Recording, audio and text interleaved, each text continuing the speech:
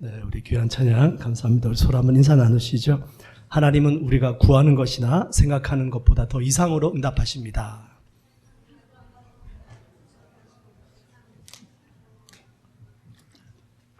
네, 우리 오늘 말씀 같이 볼게요. 마태복음 5장 말씀인데요. 우리 계속해서 우리 산상수훈 말씀입니다. 마태복음 5장 1절부터 6절까지 말씀 우리 같이 한번 천천히 합독하고요. 오늘은 6절 말씀을 가지고 말씀을 나누도록 하겠습니다. 마태복음 5장 1절부터 6절까지 우리 한번 천천히 같이 합독해 볼까요? 자, 시작. 예수께서 무리를 보시고 산에 올라가 앉으시니 제자들이 나온지라 입을 열어 가르쳐 이르시되 심령이 가난한 자는 복이 있나니 천국이 그들의 것이며 애통하는 자는 복이 있나니 그들이 위로를 받을 것이며 온유한 자는 복이 있나니 그들이 땅을 기업으로 받을 것이며 의에 줄이고 목마른 자는 복이 있나니 그들이 배부를 것이며. 아멘. 네, 우리 심령이 가난한 것과 마음이 공허한 것은 다르다고 말씀을 드렸죠. 우리가 공허한 마음을 달래기 위해서는 계속해서 세상적인 것을 찾아가게 됩니다. 근데 심령이 가난한 사람은 세상의 것으로 채우지 않습니다. 하나님의 것으로 채우는 것이죠. 하나님의 뜻을 행하고 어떻게 하면 하나님을 기쁘시게 드릴까? 그랬더니 하나님께서 그 마음을 주장해 주시고 다스려 주시더라라는 것입니다. 그게 심령이 가난한 사람이죠. 애통하는 자가 복이 있답니다. 다윗이 하나님을 잘 믿다가 범죄하였습니다. 그 범죄함으로 말미암아 자신의 죄를 깨닫지 못했는데 하나님의 말씀이 맞아 통회하고 자복합니다. 그리고 이렇게 회개하죠. 하나님의 성령을 내게서 거두지 마시옵소서. 우리 그리스도인들에게 있어서 제일 두려운 것이 있다면 하나님의 영을 잃어버리는 것입니다. 건강을 잃어버릴 수도 있어요. 재물을 잃어버릴 수도 있습니다. 사랑하는 사람을 잃어버릴 수도 있습니다. 근데 정말로 우리가 애통해야 될 것은 뭐냐면 하나님의 영, 성령님을 잃어버리는 것입니다. 우리가 죄를 지을 때 그 하나님의 성령이 우리를 떠나게 되시죠. 그래서 우리는 애통하는 겁니다. 죄 가운데서 회개하면서 주님, 당신의 영을 우리에게 거두지 마시옵소서. 주님이 다시 회복시켜 주시는 은혜, 위로자를 보내주시고 성령을 보내어 주시더라라는 것입니다. 온유한 자는 복이 있답니다. 땅을 기업으로 차지한대요. 모세 40세 때 혈기가 가득했습니다. 그러나 80세 때 그 모든 혈기를 죽이고 하나님의 부르심에 순종합니다. 그래서 야생마와 같은 사람이 하나님께서 그 인생의 고삐를 딱 붙잡으시고 그 사람을 경주마로 훈련시키시는 것이죠. 바로 그 사람이 모세였습니다. 그래서 모세는 지면 위에 그 어떤 누구보다도 온유한 사람이었다 말씀하십니다. 여기서 온유함은 성격적인 온유함이 아닙니다. 하나님께 붙잡힌 바 된 사람, 바로 그 사람이 온유한 사람입니다. 하나님이 붙잡고 그 사람을 이끌고 가시니까 만왕의 왕 되신 그분이 가는 곳마다 다스리시니까 땅을 기업으로 얻게 되는 것이죠. 오늘 네 번째, 의에 줄이고 목마른 자는 복이 있나니 그들이 배부를 것이며 말씀하시는데요. 여러분, 의로움에 배가 고프십니까? 의로움에 정말 갈증을 느끼십니까? 여기서 말씀하시는 이 의에는요, 성경에서 말씀하시는 의로움에는 두 가지가 있습니다. righteousness가 있고요, justice가 있어요. righteousness는 말 그대로요, 의로움입니다. 어떻게 보면은 내적인 의죠. 우리 안에 죄가 없는 상태를 말합니다. 그게 의예요. 또 동시에 공의가 있습니다. justice가 있어요. 그건 세상에 나타난 의로움입니다. 불의를 행하고 불법을 행하는 사람들을 심판하고 경고하는 것, 그것이 바로 세상의 justice, 공의가 되겠죠. 우리 안에 있는 보이지 않는 의로움이 있는가 하면 또 나타난 의로움이 있습니다. 여러분들께서 언제부터 이 의로움에 관심을 가지셨습니까? 이 의로움에 대해서 얼마만큼 갈증을 느끼시고 이 의로움을 위해서 내 삶을 드리고 싶은 열정을 느끼십니까? 저는 이 의로움에 대해서 초등학교 6학년 때부터 갈증을 느꼈습니다. 할렐루야. 네, 어린 나이인데요. 아주 충격적인 경험을 했었거든요. 초등학교 6학년 때요. 한국은 6학년이면 졸업하고 중학교를 가지 않습니까? 그리고 또 중학교 3학년 졸업하고 고등학교를 갑니다. 그 마지막 졸업반 때에 그죠? 그 학년 동안에 모든 공부한 결과 성적표를 받게 돼요. 저희 초등학교 시절 때는 전부 수, 우, 미, 양, 가. 알고 보니까 전부 그 일제 강점기의 어떤 유산이었더라고요. 네. 우리는 그렇게 평가를 받았습니다. 제일 좋은 점수 수, 또 제일 못하는 사람 가. 그래서 수, 우, 미, 양, 가로 평가를 받았습니다. 제 옆에 앉은 이제 친구가 졸업식 날 성적표를 받아들었습니다. 둘이서 서로 장난삼아 교환해서 서로 성적표를 받죠. 원래 잘 안 그러는데 친하게 지냈기 때문에 그냥 서로 이렇게 보여주고 또 받습니다. 제가 깜짝 놀랐습니다. 그 친구 성적표가 전부 수우더라고요. 우리는 6학년 1년 동안 같이 자리에 앉으면서 월말고사며 학기말고사며 시험 치면 그 성적표 안 볼래야 안 볼 수가 없습니다. 시험지가 컸어요, 저희 때는. 그죠? 아마 레럴 사이즈 아마 2배 정도 됐던 것 같아요. 저와 비슷한 연배 되시는 분들 기억나십니까? 그 종이 이렇게 큰 시험지에 이렇게 시험 치면은 선생님이 막 동그라미 해서 하고 쫙 긋고 맨 위에다가 점수 딱 쓰잖아요. 그래서 우리는 뭐 옆에 같이 앉는 사람들은요, 시험 점수를 안 보여주려고 애를 써도 안 볼 수가 없어요. 제 옆에 앉는 친구는 공부를 썩 잘하는 친구는 아니었거든요. 그런데 마지막 6학년 졸업반 때 성적표가 전부 수우였어요. 최고의 점수였습니다. 그 친구 집이 좀 잘 살았거든요. 이런 일이 있구나. 깜짝 놀랐습니다. 선생님이 학부모들로부터 뇌물을 받고 성적표를 조작해 준 거예요. 학교에서 이럴 수 있는가? 선생님이 이래도 되나?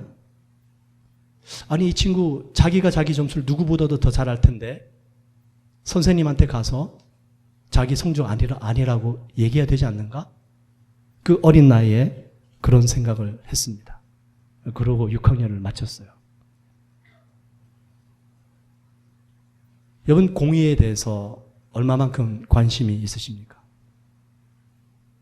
성경은 말씀해요. 출애굽기 23장 6절 8절인데 너는 가난한 자의 송사라고 정의를 굽게 하지 말며 거짓 일을 멀리하며 무죄한 자와 의로운 자를 죽이지 말라.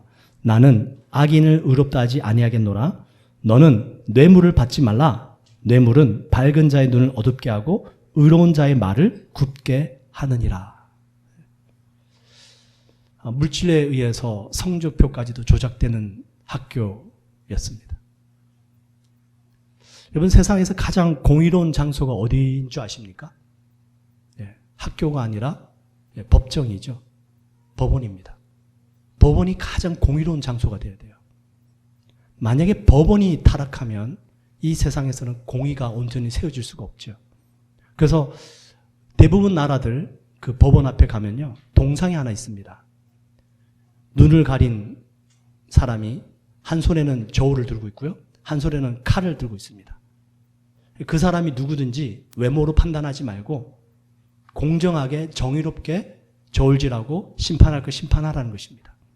그래서 법원 앞에는 눈을 가린 사람이 동상이죠. 저울과 칼을 들고 있어요. 공의로운 판단을 하라라는 것이죠. 저희가 눈을 가린다고 공의를 온전히 행할 수 있고 눈을 뜨면 공의를 온전히 행할 수 없을까요? 이 공의, 의로움이라는 주제는 상당히 깊은 주제고 광범위한 주제입니다.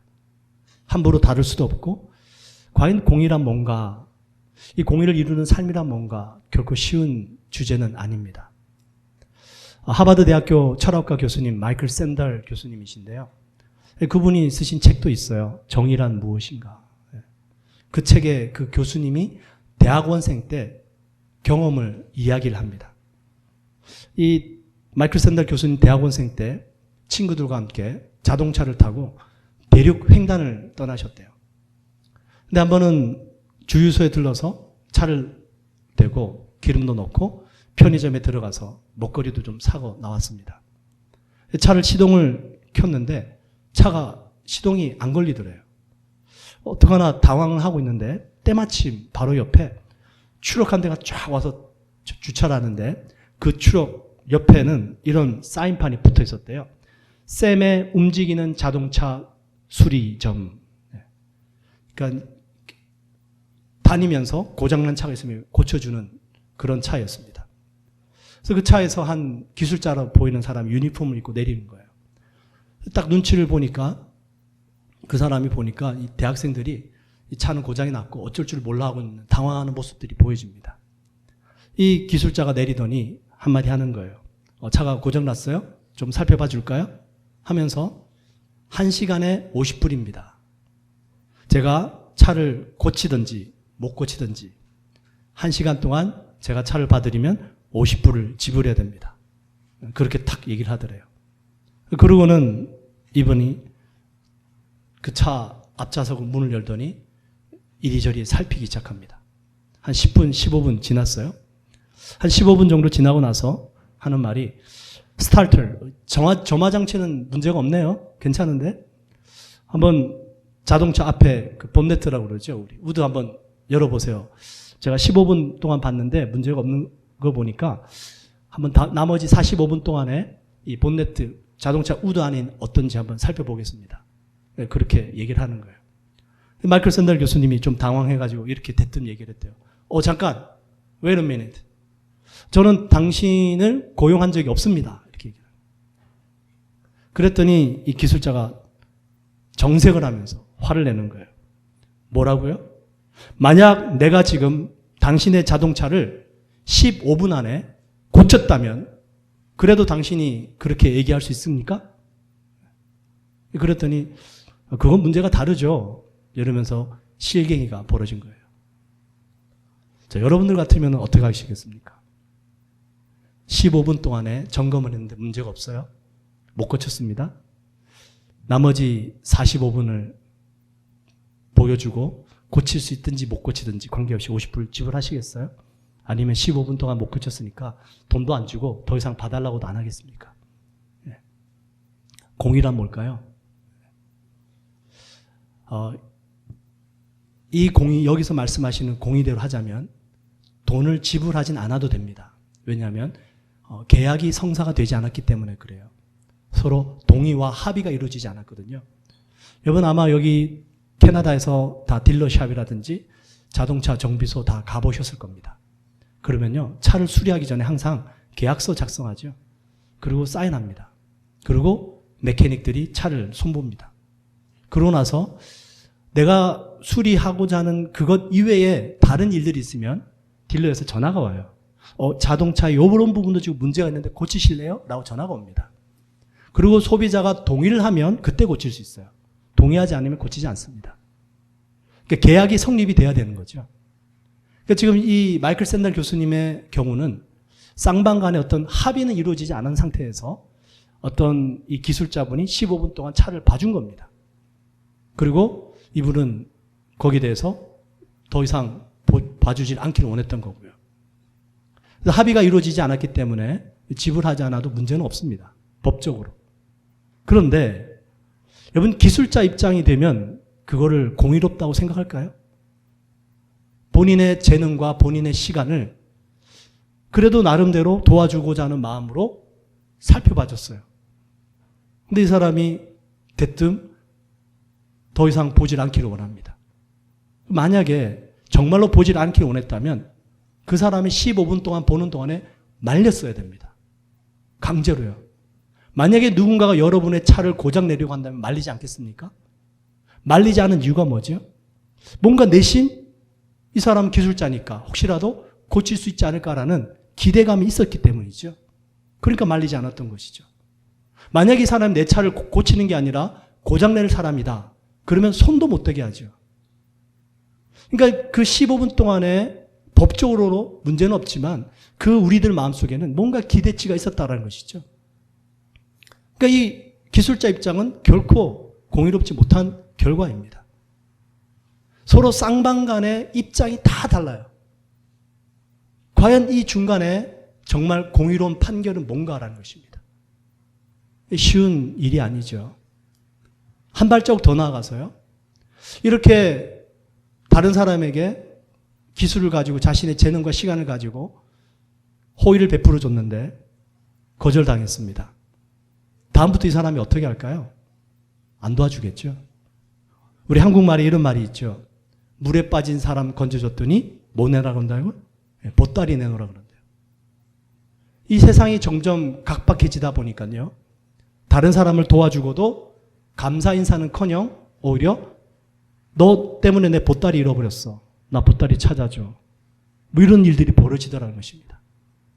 그러니까 점점 더 사람들이 상처 입고 힘들어 있고 병든 사람들 봐도 도와주기보다는 그냥 자기 갈 길 바쁜 거예요. 괜히 도와줬다가 오히려 덤탱했을까 봐. 그러니까 저희들이요. 공의란 뭔가 한쪽에서만 생각하면 다른 한쪽은 반드시 거기에 반대되는 입장이 있기 마련입니다. 그러면서 이 마이클 샌델 교수님이 그 정의란 무엇인가의 책에서 쭉 얘기를 풀어가는데 정말 재미있는 얘기를 해요. 이렇게 우리가 정확하게 어느 한쪽 모든 사람에게 똑같이 만족할 만한 공의를 세울 수 없을 때 아주 중요한 원칙이 하나 있는데 그게 뭐냐면 호혜의 원칙이라고 합니다. 호혜의 원칙. 그게 호혜란 뭔가 특별한 관계에 있는 사람이 특별한 은혜와 특별한 호의를 베푸는 것, 이게 호혜의 원칙입니다. 만약에 마이클 샌델 교수님이 법적으로 그 기술자에게 돈을 지불하지 않아도 되지만 돈을 지불한다면 그건 호혜의 원칙에 근거해서 지불하는 것입니다. 아, 당신이 당신의 재능과 기술을 내가 비록 당신과 합의 보지는 않았지만 당신의 15분 동안 혹은 1시간 동안 수고해 줬으니까 거기에 대한 감사로 호의로 표현을 하는 것이죠. 그게 호혜의 원칙입니다. 이게 세상 법정에도 있더라고요. 정확하게 누가 옳고 누가 그르냐가 아니고요. 정말 인간관계 속에 이 세상 속에 정확하게 칼로 무 자르듯이 자를 수 없는 상황, 정말 정확한 공의란 무엇인가가 애매한 상황, 그때의 그 공백 기간을 메워줄 수 있는 게 뭐냐면 바로 호혜의 원칙이라는 겁니다. 그 호혜의 원칙을 통해서 인간의 힘으로 우리가 정확하게 메울 수 없는 이 공의를 다 꽉 채워주는 것이죠. 그러면서 이분이 또 예를 드는 것이 부부관계를 예를 듭니다. 여러분, 한국은 결혼하면 동사무소에 가서 신고하면 이제 법적으로 이제 서류를 떼면 이제 부부관계가 나옵니다.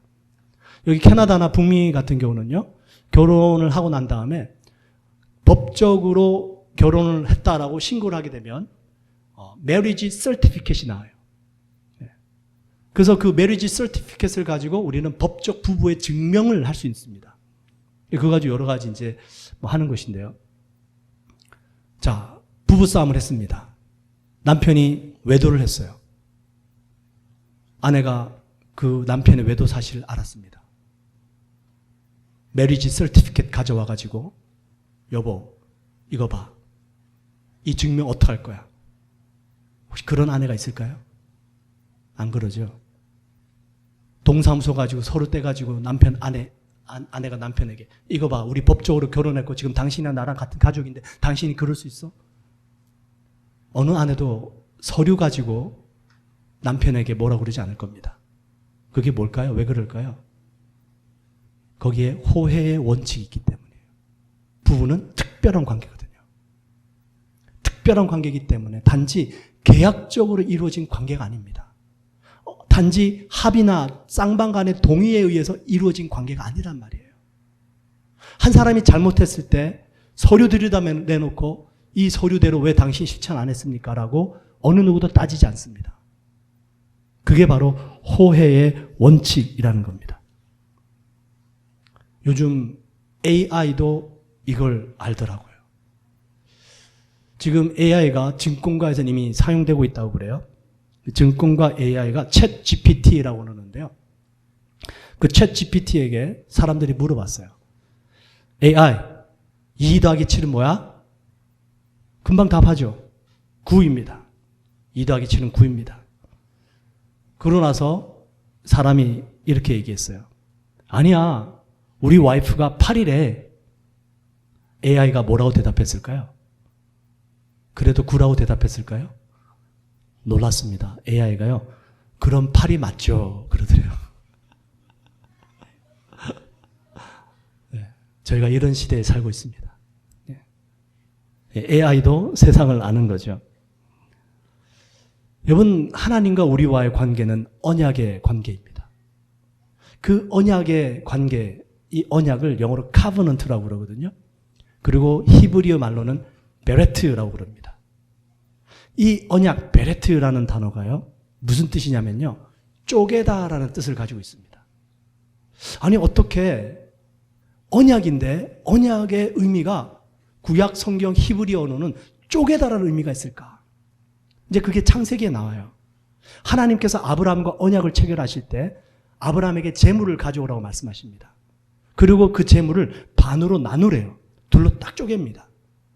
그리고 시간이 흐르고 어두녁해졌을 때쯤에 하나님께서 그 쪼개진 재물 사이로 불처럼 지나가세요. 그게 바로 첫 번째 하나님께서 아브라함과 맺으시는 언약의 장면입니다. 그게 뭘 의미하냐면 언약은 생명을 걸고 맺는 언약입니다. 어느 쌍방간에 합의했고 계약을 했는데 누군가 이 계약을 어겼을 경우에는 한 사람은, 그 계약을 어긴 사람은 죽음으로 대신한다라는 의미를 가지고 있어요. 그래서 언약, covenant, 히브리어는 베레트, 이게 쪼갠다는 의미인데 그 하나님과의 언약을 맺은 사람이 어겼을 경우에는 생명을 대신하겠다라는 의미가 담겨져 있는 것입니다. 우리가 하나님의 그 언약을 100% 다 지키면서 살아가고 있습니까? 하나님 말씀대로 순종하고 살고 있습니까? 그러지 못합니다. 정말 하나님과 인간과의 관계 안에서 이 언약이 체결이 되어졌는데 그 언약대로라면 우리는 범죄하는 순간 다 죽어져야 돼요. 그게 공의입니다. 하나님의 공의예요. 근데 우리 하나님 그러지 않으십니다. 뭔가 하나님의 백성들과 하나님은 특별한 관계고 호혜의 원칙, 은혜, 이걸 하나님이 지금 적용하고 계신다는 것이거든요. 그래서 로마서 말씀해 보시면 이 말씀이 있어요. 로마서 8장 26절입니다. 이와 같이 성령도 우리의 연약함을 도우시나니 우리는 마땅히 기도할 바를 알지 못하나 오직 성령이 말할 수 없는 탄식으로 우리를 위하여 친히 간구하시느니라. 우리 안에 계신 성령님께서 우리가 범죄하거나 우리가 갈등을 느끼고 있을 때 내 육신으로는 할 수 없는데 그 하나님의 영, 성령님이 하나님께 우리를 대신하여서 중보해 주시고 간구해 주시고 있다는 사실이에요. 여러분, 이게 얼마나 놀라운 은혜의 법칙인 줄 아십니까? 성령님을 보혜사라고 그러는데요. 헬라어로 파라클레토스라고 그러죠. 이 헬라어 파라클레토스는 법정 용어라고 그래요. 그 신약 시대 때, 헬라 시대 때 법정에서 쓰여진 단어가 파라클레토스입니다. 이야기를 드리면 이렇습니다. 한 마을에 부자가 살았어요. 이 부자는 돈이 많았습니다. 평생 먹고 마실 수 있는 재산을 가지고 있었습니다. 근데 이 부자가 이제 나이가 들고 병이 들어서 죽게 되었어요. 그 많은 재산을 자기 아들에게 유산으로 물려주게 됩니다. 근데 아들이 조금 총명이 떨어집니다. 아들이 아버지가 돌아가신 다음에 모든 유산을 다 물려받았어요. 근데 옆에 있던 친구가 이 아들에게 와서 유혹을 합니다. 야, 너 그 집문서, 너 모든 소유 나에게 맡겨. 너가 가지고 있으면 너 그거 제대로 관리도 못하잖아. 나한테 맡겨. 내가 다 관리해주고 너에게 더 많은 재산을 부풀려서 안겨줄게. 이 친구가 유혹합니다. 이 아들이 가만히 듣고 있다가 자기가 자신은 알거든요. 재능이 안 된다는 걸. 관리할 힘이 없다는 걸. 그래서 이 친구에게 집문서며 모든 땅 서류며 현금이며 다 넘겨줬어요. 다 넘겨주고 자기는 아무것도 안 가졌습니다. 이 친구가 그 부자 아들로부터 모든 것을 다 받은 다음에 서류를 조작하기 시작합니다. 자기 이름 다 바꾸고. 인감증명 도장 다 새로 파가지고 자기 걸로 다 바꿔버린 거예요. 그러고는 이 친구가 그 부자들을 쫓아내버려요. 돈도 안 줍니다. 야, 너 누구냐? 이제 너 건 다 내 거야. 너 이제 거지야. 이 부자들이 너무 억울한 거예요. 그래서 재판장에게 송사했습니다. 제 친구가 저를 유혹해서 제 모든 아버지의 유산을 다 빼앗아갔습니다. 자, 증거를 모으기 시작합니다. 자, 증거들 가져오시오. 재판장에서 증거를 다 보는데 아무리 살펴봐도 법적으로 문제가 없는 거예요. 그거 전부 그 친구의 재산입니다. 서류상에 문제가 없어요. 이 부자들이 다시 자신의 재산을 돌려받을 길이 없습니다. 문서상으로는 길이 없어요. 그런데 그 마을에 아주 덕망 있고 나이가 많으신 어르신이 한 분이 있습니다. 돌아가신 아버지의 친구분이기도 하시고 사람들로부터 존경받습니다. 이분이 재판장에 참석을 했어요. 그러는 그 부자들에게 다가가서 이렇게 얘기해 줍니다. 걱정하지 마. 내가 대신 증거해 줄게. 내가 증인이야. 나를 증인으로 채택해. 내가 모든 걸 다 알려줄 거야. 그때 사용된 단어가 뭐냐면 파라클레토스예요. 증인입니다. 이 아들이 아무리 법적으로 서류상으로 문서상으로 이길 힘이 없는데 그 덕망 높으신 어르신을 증인으로 채택합니다. 법정에서 그분이 증인 자리에 앉아서 모든 사실을 다 얘기합니다. 재판장이 듣고 그 모든 서류를 찢어버리고 친구는 감옥에 보내고 그 아들에게 다시 모든 유산을 상속해 줍니다. 이게 성령님이시란 말이에요. 그 성령님께서 우리를 대신하여 중보하고 계십니다. 내가 말할 수 없는 탄식 가운데 있을 때에 나를 위하여 나를 대신하여 하나님께 기도하시고 나를 증명해 주시고 계신다라는 사실이죠. 성경에 보시면 이 말씀이 있어요. 고린도후서 1장 22절입니다. 저가 또한 우리에게 인치시고 보증으로 성령을 우리 마음에 주셨느니라. 성령님이 우리의 보증이 되신 거예요. 에베소서 1장 13절 그 안에서 너희도 진리의 말씀 곧 너희의 구원의 복음을 듣고 그 안에서 또한 믿어 약속의 성령으로 인치심을 받았으니 성령님께서 우리에게 인을 쳐주시고 내 마음속에 확신을 주시니까 그 성령의 증거가 참되더라는 것입니다. 그래서 구원의 확신이 오는 거예요. 하나님의 자녀된 확신이 오는 것입니다. 내가 범죄하고 내가 하나님 앞에 나아갈 힘도 없고 자격도 없는데 그 성령의 은혜로 말미암아 나아가게 되더라는 것이죠. 에베소서 4장 30절 하나님의 성령을 근심하게 하지 말라. 그 안에서 너희가 구속의 날까지 인치심을 받았느니라. 그 하나님의 성령이 우리 안에 오셔서 우리를 인치시면 우리 안에 무슨 일이 벌어지냐면요. 세상의 불법과 불의와 하나님을 대적하는 것들을 볼 때 우리 마음속에 하나님 성령이 주시는 근심함이 생깁니다. 마음에 아픔이 있어요. 그 사건이 창세기 롯의 사건입니다. 베드로 후서 2장 6절 7절 8절에 이렇게 기록을 해요. 소돔과 고모라 성을 멸망하기로 정하여 재가 되게 하사 후세에 경건치 아니할 자들에게 본을 삼으셨으며 무법한 자의 음란한 행실을 인하여 고통당하는 의로운 롯을 건지셨으니 이 의인이 저희 중에 거하여 날마다 저 불법한 행실을 보고 들으므로 그 의로운 심령을 상하니라. 롯이 소돔과 고모라 땅에 살고 있는데요. 그 소돔과 고모라 땅의 타락상을 보고 그 롯의 의로운 심령이 상하더라는 것입니다. 이 세상을 보면서 그냥 쾌락을 추구하고 성공을 추구하여 나가는데 야 나도 저렇게 살고 싶다. 나도 저렇게 쾌락을 즐기고 싶다. 부러워하며 쫓아가는 삶이 아니라 하나님을 버리고 하나님 사랑하는 것보다 쾌락을 더 사랑하는 사람들을 보면서 우리의 심령이 상해야 되는 것이죠. 그게 의에 줄이고 목마른 것이에요. 롯의 마음이 그랬다라는 것입니다.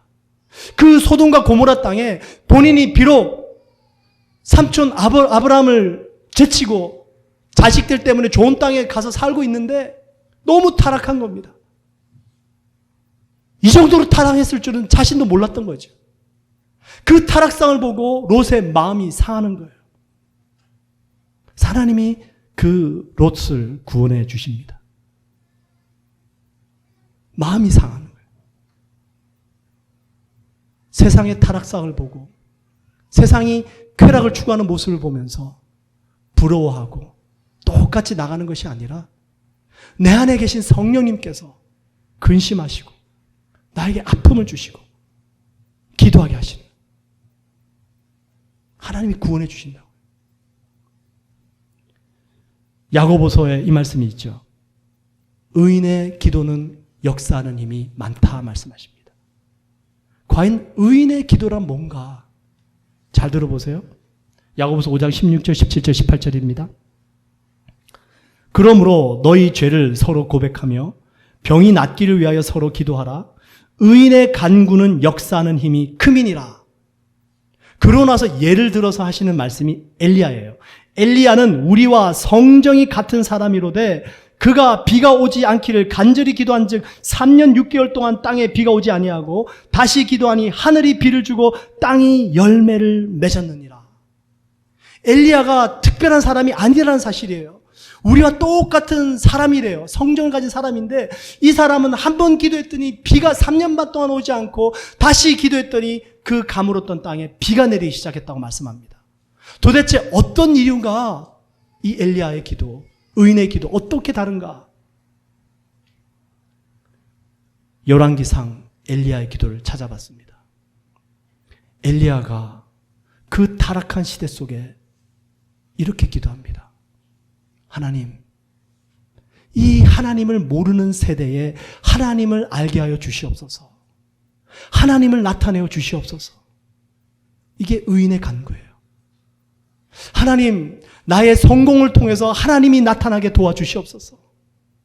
하나님, 나의 실패를 통할지라도 하나님이 나타나신다면 하나님, 저의 실패 또한 괜찮습니다. 하나님이 나타나는 거예요. 그걸 간절히 사모하고 바라는 것입니다. 이게 의인의 간구예요. 왜 이랬냐? 엘리야 시대 때 바알이라는 우상이 있었습니다. 이스라엘 백성들이요, 하나님을 알면서도요, 하나님을 선택하지 않아요. 바알을 선택합니다. 그 바알은 풍성을 상징했거든요.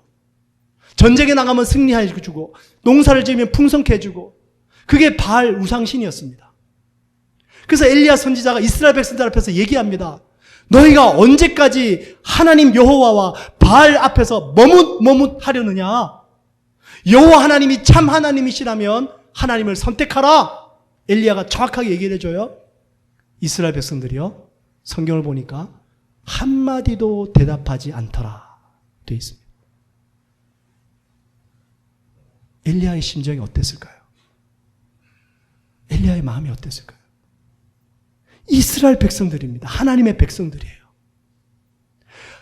여호와 하나님이 참된 하나님이시라면 하나님을 선택해야 되는데 그들이 한마디도 대답하지 않는 거예요. 그 모습을 보면서 엘리야가 이렇게 기도합니다. 여호와여, 내게 응답하소서. 내게 응답하소서. 이 백성에게 주 여호와는 하나님이신 것과 주는 그들의 마음을 되돌이키심을 알게 하옵소서. 이게 엘리야의 기도였어요. 여러분, 의에 줄이고 목마른 심령.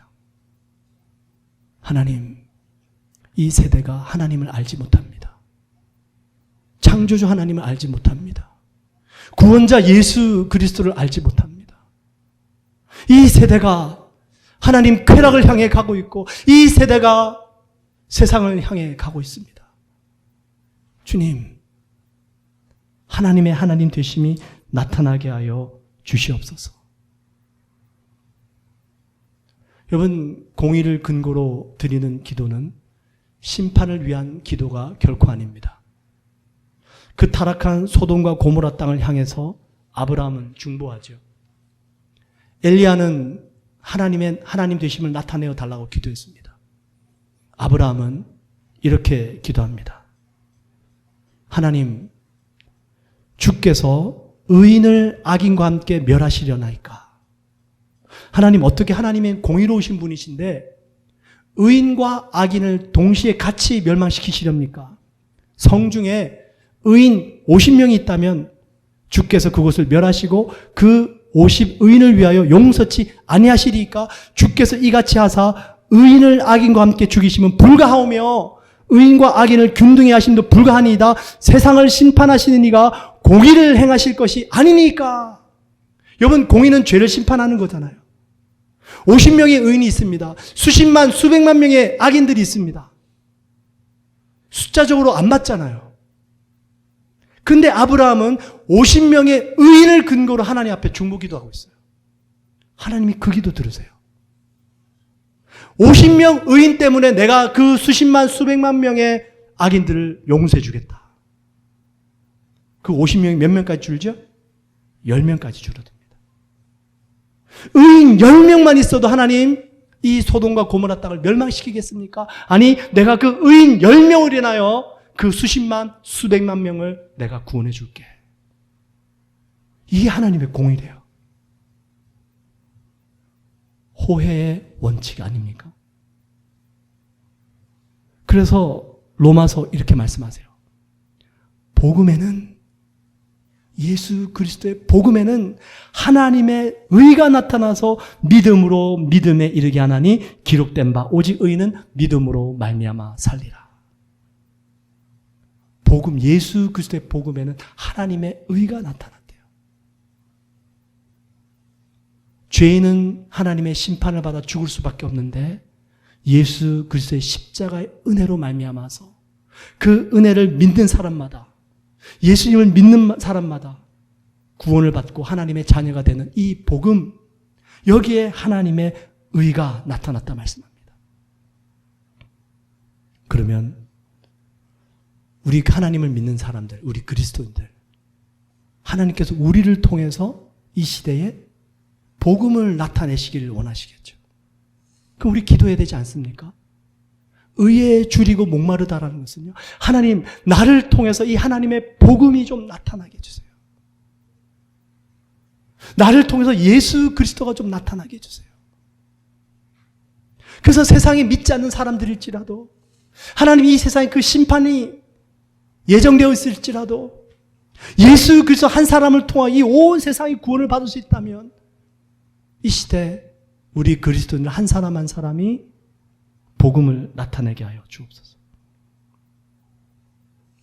이 마음이 상한 롯이요, 하나님께서 소돔과 고모라 땅을 심판하겠다고 천사들을 보내주셔서 말씀하셨어요.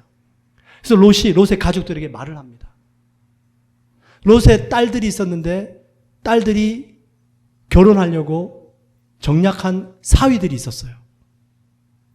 이 사위들이요, 롯의 말을 듣고는 뭐라고 얘기했는지 아세요? 농담으로 여겼대요. 창세기 19장 14절, 롯이 나가서 그 딸들과 결혼할 사위들에게 말하여 이르기를 여호와께서 이 성을 멸하실 터이니 너희는 일어나 이곳에서 떠나라 하되 그의 사위들은 농담으로 여겼더라. 어떤 해설책을 보는데 이렇게 해설해 놨어요. 롯이 평소에 제대로 믿음 생활을 안 했기 때문에 롯의 말에 힘이 없었다. 그래서 그 사위들이 롯의 말을 농담으로 여겼다. 그렇게 해석이 돼 있어요. 저는 처음에 이 해석은 좀 지나치다 이렇게 생각했습니다. 이게 왜 롯의 잘못이지? 롯은 하나님의 말씀을 전했는데 그 하나님의 전한 말씀을 듣지 않은 롯의 사위의 잘못이지. 저는 그렇게 생각했어요. 근데 말씀을 준비하다가 그럴 수도 있겠구나 싶습니다. 우리 그리스도인들이, 이 목회자인 제 한 사람 한 사람이 정말로 말씀대로 살았는다면, 정말 복음을 따라 살았는다면, 그래서 정말 우리의 모습을 보고 세상 사람들이 하나님을 만날 수 있다면, 우리가 하는 모든 말들 한마디 한마디가 보증수표가 될 수 있다면, 거기에 대한 간절한 사모함이 있으십니까? 그게 의에 줄이고 목마름이에요. 하나님, 이 패역한 세대에 제 삶이 복음이 되기 원합니다. 그러면 이 의에 줄이고 목마른 것과 배부른 것과 무슨 관계가 있는가? 지난주에 예배 30분 만에 마쳤죠? 예. 요거 마지막이에요. 조금만 참으세요. 의에 줄이고 목마른 것과 배부른 것이 무엇이 관계가 있는가? 한 시인이 대학교에 가서 강의를 했어요. 한 학생이 시인에게 이런 질문을 합니다. 정말로 시만 써서 먹고 사는 사람이 있나요?